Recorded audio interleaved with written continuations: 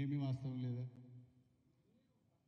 నేను అవినీతి పరుణని ఒక్క నిమిషం, వాడెవడో దివానగాడు మాట్లాడి ఒప్పుకుంటా.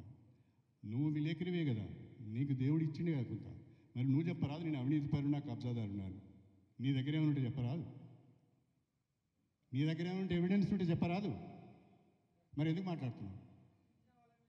అరే అట్లా కాదయ్యా, నువ్వు కూడా 30 ఏళ్ళ నుంచి నాతో పాటు నిన్ను చూస్తున్నా, నువ్వు నన్ను చూస్తున్నా, నేను నిన్ను చూస్తున్నా.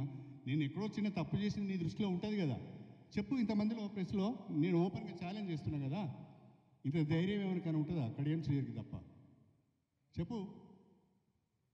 ఎందుకు మాట్లాడతారా ఏదో సొల్లు ముట్టలు మాటలు?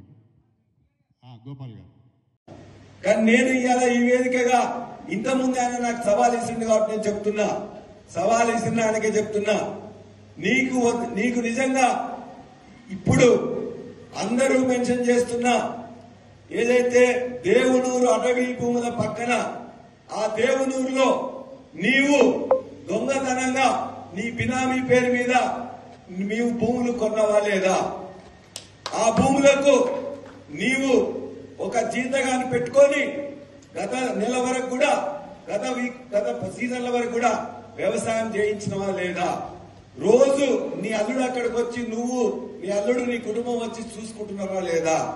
నీకు ఇవన్నిటికి నిజంగా సమాధానం తెలిసి కూడా నువ్వు అబద్ధాలు చెప్తున్నావు. నువ్వు నాకు చిమ్ము నెత్తు లేదని చెప్పి మాట్లాడతావా? బరాబరిగా చెప్తున్నావు. ఇవాళ నీవు ఒక పార్టీ తర్వాత ఒక పార్టీ, ఒక పార్టీ తర్వాత ఒక పార్టీ మారుతూ ఇవాళ మొత్తం కూడా నేతి బీరకాయలో నేతి ఎంత ఉందో నీ యొక్క నీతి కూడా అంతే ఉందని చెప్పేసి నేను తెలియజేస్తూ, నీవు ఖచ్చితంగా మాకు చీము నెత్తున్నది, నిజాయితీగా ఉన్నాం. కేసీఆర్ గారు తెలంగాణ ఉద్యమంలో మాకు ఏవైతే పోరాటం నేర్పిండో, నిజాయితీ నేర్పిండో, ఆ నిజాయితీతోనే నీకు కూడా హెచ్చరిస్తున్నాం.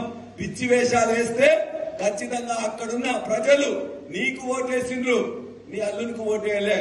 నీ ఆంధ్ర అల్లుడు ఇవాళ పోలీసులందరినీ రిక్రూట్మెంట్ లో ఉంటున్నాడు. నీ ఆంధ్ర అల్లుడు ఇవాళ మొత్తం కూడా అక్కడ ఉండే మొత్తం ఇతర కబ్జాలకు కూడా పాల్పడుతున్నాడు. నీ ఆంధ్ర అల్లుడు మొత్తం రెవెన్యూ డిపార్ట్మెంట్ మొత్తం గుప్పిట్లో పెట్టుకున్నాడు. అక్కడున్న రోడ్లన్నీ కూడా మిగతా కార్యకర్తలకు ఇవ్వకుండా నువ్వు వేసుకుంటున్నావు. ఇటువంటి పిచ్చి పనులు చేసుకుంటూ మొత్తం కూడా నీ ఆంధ్ర అల్లులతో ఇక్కడ దోపిడీ చేపిస్తూ మేమిచ్చిన గులాబీ విజయాన్ని ఇలా వాళ్ళకి తాకట్టు పెట్టుకొని భూములను గుంజుకున్నామని చేస్తూ నాకు చింపు నెత్తులేదని చెప్పి మాట్లాడతావా? జాగ్రత్త బిడ్డ, ఖచ్చితంగా అన్నింటి కూడా నిరూపిస్తాం. నీ యొక్క మొత్తం కూడా నువ్వు వేసుకున్న ముసుగును కూడా తొలగిస్తామని చెప్పి కూడా నేను హెచ్చరిస్తా ఉన్నా.